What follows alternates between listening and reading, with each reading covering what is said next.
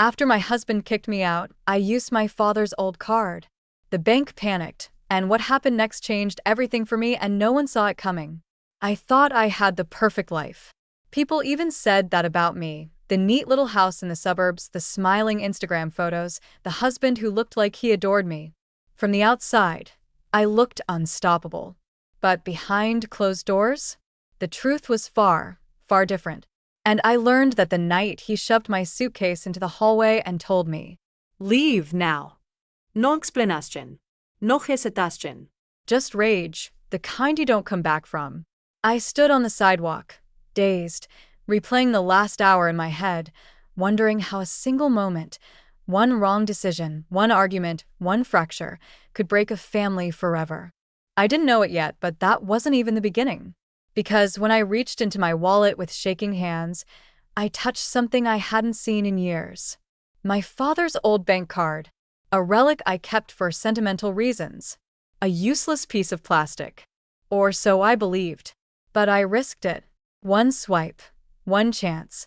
Because I had nowhere else to go. And the outcome shocked everyone. The machine didn't decline it. It didn't approve it either. It froze. Then alerted the driver to call the bank immediately. He looked at me like I'd handed him a detonator, not a card. Ma'am, the bank says this card is connected to a restricted account. They need to verify your identity right now. Restricted? My father had been a mechanic. He fixed transmissions, not national security problems. When the bank representative came on the line, her voice trembled. Is this Ms. Carter? Daughter of Thomas Carter? My heart dropped. Yes. Then, ma'am, you need to come in tomorrow. There's a matter your father left behind. Something he said you would discover. Only when the time was right. Her last sentence hit me like a punch. Because it sounded less like banking protocol. And more like a secret message from a man I never really knew. They told me my father was an ordinary man. They told me he lived an ordinary life. They told me there was nothing about him worth remembering. But they were wrong. Because his journey, his real journey, started the day the world told him he didn't belong. And the world he walked into, the world he touched, was about to swallow me whole. That night, lying on a motel bed, I promised myself something. I'll prove them wrong. All of them. But I had no idea what battle I was about to face. Or that my husband kicking me out wasn't a coincidence. It was a reaction. To a secret from my past that finally caught up with me. To a truth about my father powerful enough to make a bank panic. To a legacy someone desperately wanted to keep hidden. And to a danger that had been circling me for years, waiting for the moment I would step into the world my father left behind. I thought I didn't belong anywhere. But what came next? You won't believe. Because they told me I could never become anything without my husband. So I quietly built something they would remember. And by the time I walked into that bank the next morning, I had no idea that the story of who my father truly was would destroy everything I thought I knew about my family. I barely slept that night. Every time I closed my eyes, I saw my father's face. Not how he looked before he died, but how he looked when I was a child, strong, quiet, protective, a man who loved me fiercely, but carried shadows behind his eyes. Shadows I never understood. And now, I was about to walk straight into them. The next morning, when I walked into the city branch, the air changed. People didn't just stare. They paused. As if they had seen a ghost. As if they recognized something in me that I didn't recognize yet. A woman in a navy suit hurried toward me. Ms. Carter?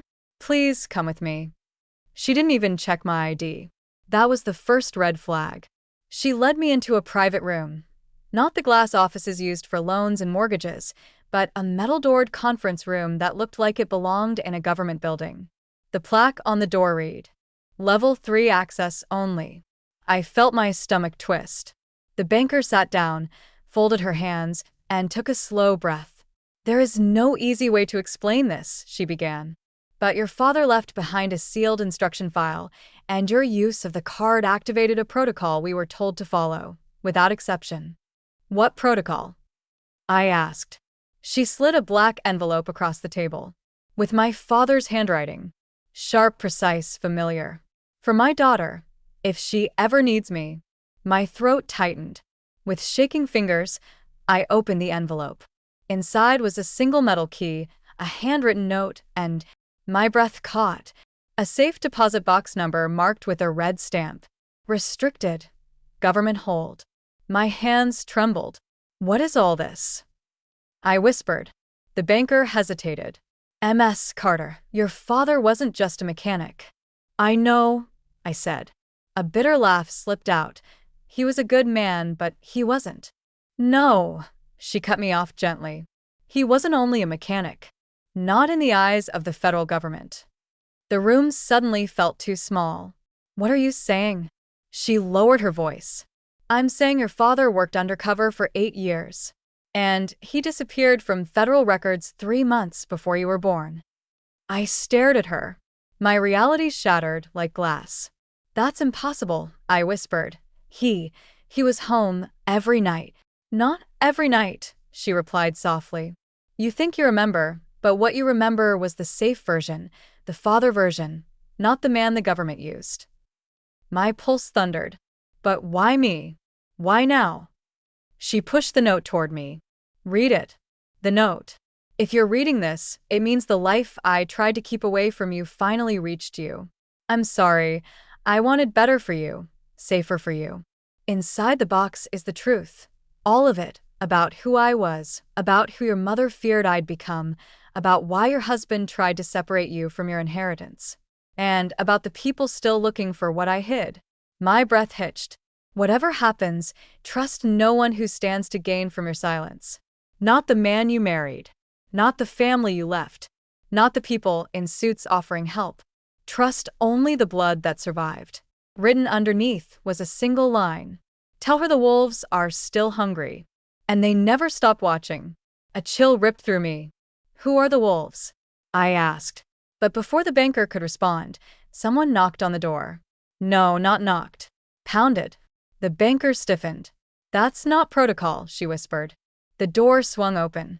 A man in a dark suit walked in, flashing a badge, so quickly I couldn't read it. Meeting's over, he said coldly. We'll take it from here. The banker stood, voice trembling. Sir, she hasn't been cleared for. I said we'll take it from here. He turned to me. Ms. Carter, you're coming with us. My body froze. Why? I whispered. Because you accessed a restricted account, he said.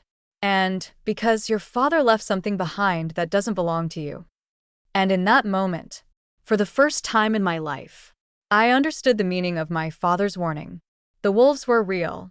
Before I could respond, before he could grab me, the banker did something unexpected. She slammed her fist on the emergency button under the table. A deafening alarm blared. The lights cut out. And she hissed, "Run." I didn't think, I just moved. I bolted through the side exit, my heart in my throat, the black key clutched in my palm. Behind me, I heard footsteps. Shouting. The man yelling for backup. But all I could think was, my father isn't who I thought he was. My husband wasn't who I thought he was. My entire life was built on secrets I didn't know existed. And somewhere out there, someone was hunting for the same truth I just stumbled into. A truth so dangerous. It made banks panic. It made federal agents appear. It made my husband kick me out before I could legally touch my inheritance.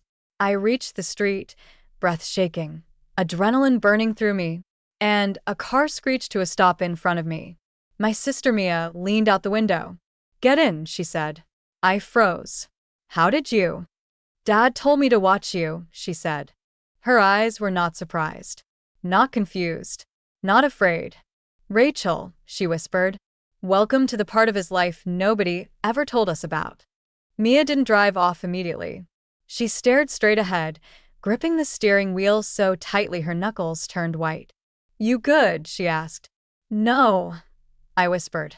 "But go, please." She hit the gas. As we sped away from the bank, I finally exhaled, a shaky breath that felt like it had been trapped in my lungs for years. "Start talking," I said. "How did you know I needed help? Why were you even here?" Mia didn't look at me. "Because you used the card," she said quietly. Dad told me if you ever did that, it meant the wolves found you. My stomach dropped. You keep saying that. Who are they? Mia's jaw tightened. First we get to the box, she said. Once you see what's inside, everything else will make sense. We reached a private storage facility on the edge of the city. The kind used by corporations and wealthy families, not mechanics with double shifts. Mia swiped her own access card. You have one too? I asked. She nodded. Dad prepared both of us.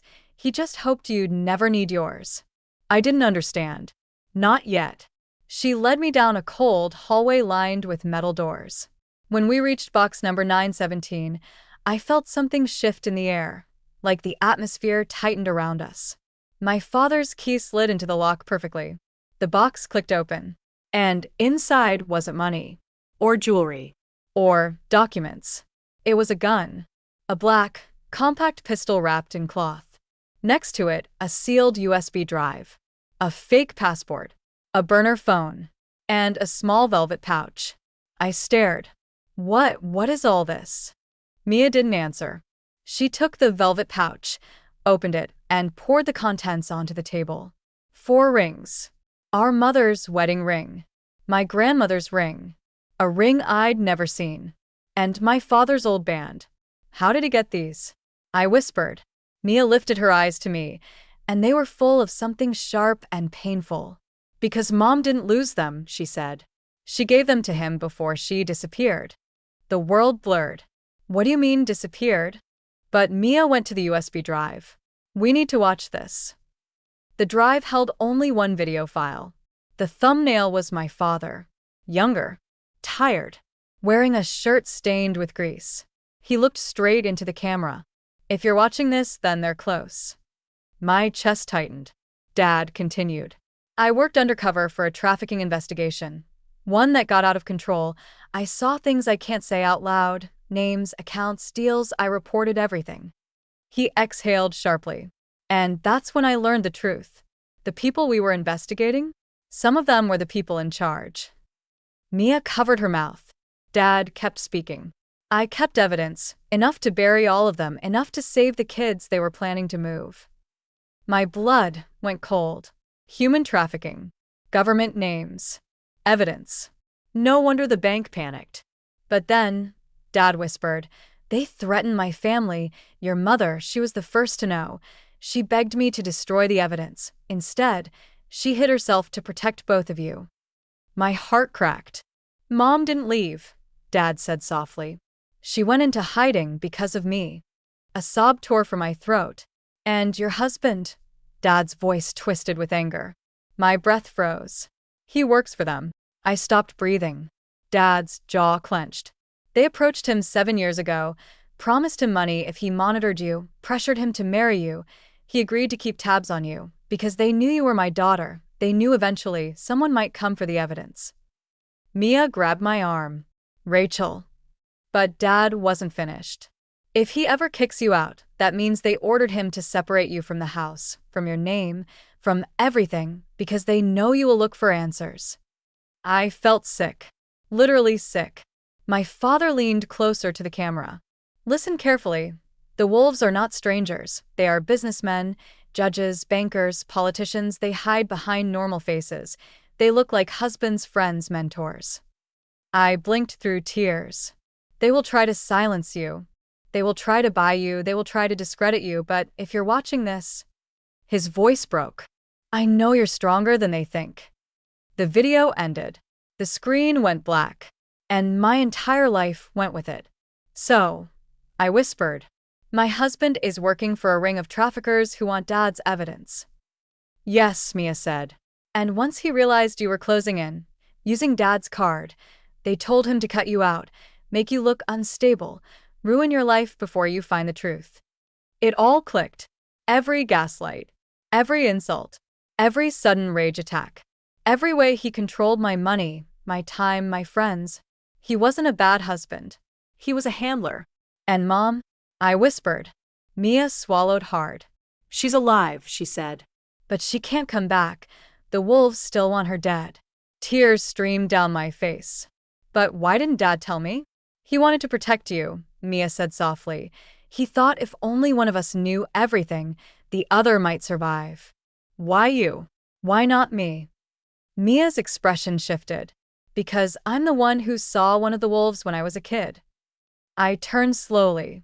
What? She looked at the rings on the table. When Mom disappeared, I saw the man who took her. My heart froze. And Rachel, she whispered, voice cracking, it was your husband's father. When Mia told me that the man who took our mother, the man who threatened our father, the man who led the wolves, was my husband's father, the world around me went silent. Like someone hit mute on reality itself. My husband wasn't just part of the system. He was born into it. He wasn't recruited. He wasn't tricked. He inherited the violence, the corruption, The blood. he grew up learning how to manage women, money, secrets. I wasn't a wife, I was an assignment. And the moment I realized that, something inside me hardened. Something that had been soft for too long. Before I could ask Mia anything else, the burner phone from the box started ringing. No number. No caller ID. Just a blinking line of dashes. My blood went cold. Mia whispered, "Answer it." My hands shook as I raised the phone. Hello. Static. Then a voice. A voice I hadn't heard in 20 years. Rachel, baby. My knees buckled. Mom. She inhaled sharply, like she was crying but trying not to let it break her voice. I'm so sorry, she whispered. I wanted to see you. I wanted to hold you. But they were watching, they still are. Tears spilled down my face. Where are you? Why didn't you? Listen to me, she cut in firmly. Your husband knows you're with Mia. He's coming for you both. You need to leave the city now. How do you know? Because, she said breathlessly. I've been running from those men for half my life. I know how they move. My stomach twisted. Mom, did Dad really? Yes, she whispered. He died protecting you. A sobitória autiófime. My mother continued. And now you have something they want even more than me. What? The USB, the evidence, the list of names.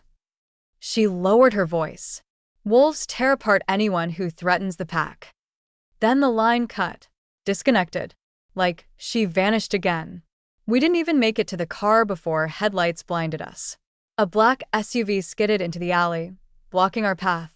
The doors opened, and my husband stepped out. Daniel. But not the Daniel I married. The version that smiled, the version that kissed my forehead, the version that pretended to be gentle. No. This was the cold, violent man he hid beneath the mask. This was the real him. Rachel, he said calmly, come here. Mia pulled out the gun from Dad's box, hands steady. Don't you dare, she warned. Daniel smiled at her. You really think you're ready to shoot someone? His men stepped out of the SUV. 3 of them, dressed in black, unmarked, wolves. Daniel pointed at me. She has something that belongs to us. Give it to me, Rachel, or this gets much worse. I took a slow step forward. My heart raced. My hands trembled. Every instinct told me to run. But I didn't. For the first time in my life, I wasn't afraid of him. You mean the evidence, I said. Dad's files. Daniel's smile flickered. So he thought I had it. He didn't know the truth. I wasn't carrying the USB at all. Mia hid it in the lining of her jacket the moment we left the bank. But if Daniel didn't know that, I could use it. What did you expect? I said. That I'd just hand everything over? He shrugged. That was the idea. My pulse throbbed. He stepped closer. You think you're special? You think you're the first woman whose life I've had to manage? He leaned in. My job was simple. Keep you quiet until we were sure your father didn't pass anything down. If he hadn't left that stupid card active, you'd still be living your boring little life. I felt heat rise through me, not fear. Rage. You killed my father, I whispered. He tilted his head. I didn't kill him, but I didn't stop it either. That was it. The last piece I needed. Daniel took another step, right as blue and red lights flooded the alley. A female voice boomed. Drop your weapon. Hands in the air. Daniel whipped around. I turned slowly, and my breath caught. The woman stepping out of the armored vehicle was the same banker from earlier. Only now she wore an FBI jacket. She wasn't a banker at all. She was an undercover agent monitoring restricted federal evidence. "Rachel Carter," she said, "get behind me." In seconds, the alley exploded with agents, flashlights, weapons, shouting. Daniel cursed. "You think this will save you? You think she's clean? She has the drive." The agent didn't blink. "That's the idea," she said. "We've been waiting for someone to access that bank card for 15 years. She turned to me. Your father didn't just collect evidence, he was our undercover asset." My knees buckled. Daniel lunged toward me. A desperate, wild movement. But he didn't get far. 3 agents tackled him to the pavement. The wolves were cornered. For the first time in decades. Later, at federal headquarters, Mia and I sat in a quiet briefing room while the agent reviewed the USB drive. Her expression grew heavier with each file she opened. "Your father," she said softly, "was one of the bravest assets we ever had. What he uncovered, it's bigger than organized crime, bigger than trafficking. This is political." She turned the screen toward me. I felt sick. Judges, bank executives, state officials, a senator, 2 billionaires, Daniel's family, Turner, her father, half the people who controlled my city. All of them connected. All of them protected. All of them wolves. The agent closed the laptop. "Thanks to your father, and to you, we finally have enough to bring them down." I exhaled slowly. The world shifted. This time in my favor. That night, as Mia slept in the cot beside me, the burner phone rang again. "Mom," she exhaled. "You're safe now." "Where are you?" I whispered. A pause. "Far," she said, "but closer than before." Tears stung my eyes. "When will I see you?" A crack in her voice. "When it's truly over." "When will that be?" She hesitated. "When the last wolf is gone." Then she whispered something that broke and healed me at the same time. "I love you, I never stopped." The line went dead. 6 months later, Daniel got 22 years. Turner got 18. Her father, life. The wolves were exposed. Their empire collapsed. And my father, the man I thought was just a mechanic, became a hero in headlines around the world. I moved into a small house by the water. I teach self-defense classes now. I work with survivors. I breathe for the first time. Sometimes I sit on the porch at night and look at the phone, wondering when Mom will call again. I don't know when she'll come home. But I know this. My family wasn't destroyed. It was rewritten, reclaimed. And the wolves? They should have never come for a Carter woman. We bite back.